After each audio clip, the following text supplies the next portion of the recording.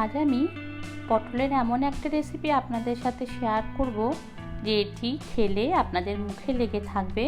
আর পটলের ডালনা, পটলের আরও যা আছে পোস্ত, এসব না বানিয়ে আপনারা এটাই বানাতে চাইবেন।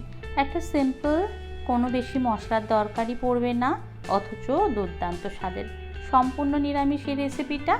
তো রেসিপিটা শুরু করার জন্য প্রথমেই যেটা দরকার সেটা হচ্ছে পটল। তো আমার কাছে পটলটা আনা ছিল 2-3 দিন ধরে, ভাবছি কি করব। তো আজ আমি এই দুধ পটলটা বানিয়েই ফেললাম। তো ভাবলাম রেসিপিটা আপনাদের সাথে শেয়ার করি। পটলের গাগুলো পরিষ্কার করে নিয়ে আমি এরকম লম্বালম্বিভাবে আধখানা করে চিড়ে নিয়েছি। এরপর আমি কড়াই গরম করে প্রথমে আমি পটলগুলো ভেজে তুলে রেখে দিয়েছি, সেটা আর ভিডিওটা আমি করিনি। তো আমি একদম রেসিপিতে চলে যাচ্ছি। আমি সর্ষের তেল দিয়ে একটু হিং ফোড়ন দিলাম, তেল গরম হলে দিলাম 2টো তেজপাতা। বন্ধুরা, চ্যানেলটা অবশ্যই সাবস্ক্রাইব করবেন, আর রেসিপিটা ভালো লাগলে লাইক, কমেন্ট, শেয়ার করবেন। তো দেখুন, হিং আর তেজপাতা দিয়ে দিয়েছি, সুন্দর গন্ধ বেরোলে দিলাম টমেটো পেস্ট। এখানে আমি একটা টমেটো পেস্ট দিয়ে দিয়েছি। এবার টমেটোর কাঁচা গন্ধ চলে গেলে একটু আদা আমি দিয়ে দিলাম, 1 ইঞ্চি মতন আদা, যেটা আমি ভালো করে গ্রেট করে নিয়ে দিয়ে দিয়েছি। এবার আদা একটু কষে নেওয়ার পর যে পটলটা ভেজে রেখেছিলাম সেই পটলটা দিয়ে দিলাম। একটু ভালোভাবে নেড়ে চেড়ে মিশিয়ে নিচ্ছি। এরপর আমি এর মধ্যে অ্যাড করব নারকেল বাটা, যেটা আমি মিক্সিতে খুব ভালোভাবে পেস্ট করে নিয়েছি। তার আগে একটু লাল লঙ্কা দিয়ে দিলাম, কাশ্মীরি লাল লঙ্কা।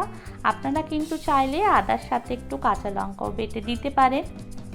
একটু কষিয়ে নিচ্ছি জল দিয়ে, কারণ লঙ্কা না হলে কাঁচা গন্ধটা থেকে যাবে। একটু নাড়াচাড়া করে এরপর আমি মেশালাম নারকেল, যেটা আমি মিক্সিতে ভালোভাবে গ্রেট করে নিয়েছি।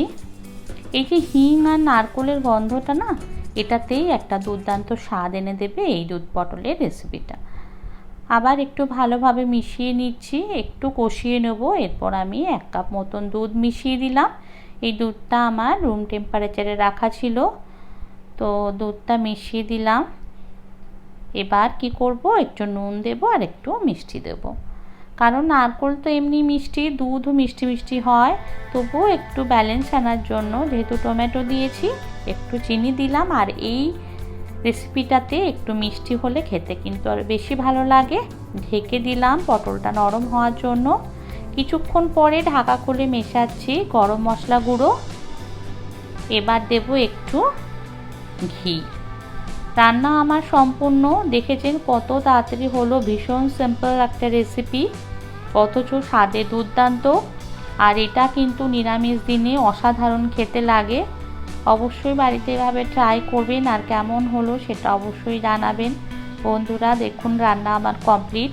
নামানোর আগে শুধু 2টো কাঁচা লঙ্কা চিড়ে আমি একটু ঢেকে দেবো, কারণ এই সমস্ত রান্নাতে কাঁচা লঙ্কা লাস্ট মোমেন্টের যে গন্ধটা, সেটা কিন্তু একটা অসাধারণ মাত্রা এনে দেয়। তো এই কাঁচা লঙ্কাটা দিয়ে দিলাম ছেঁড়া, এটা দিয়ে এবার একটু ঢেকে দেবো। ব্যাস, হয়ে গেল আমার দুধ পটল। তো বন্ধুরা, আজ তাহলে রাখি, দেখা হবে নতুন কোনো ভিডিওতে। ততক্ষণ ভালো থাকবেন, সুস্থ থাকবেন। Bye bye, bye bye everyone. Thank you for watching Meenakshi's recipe.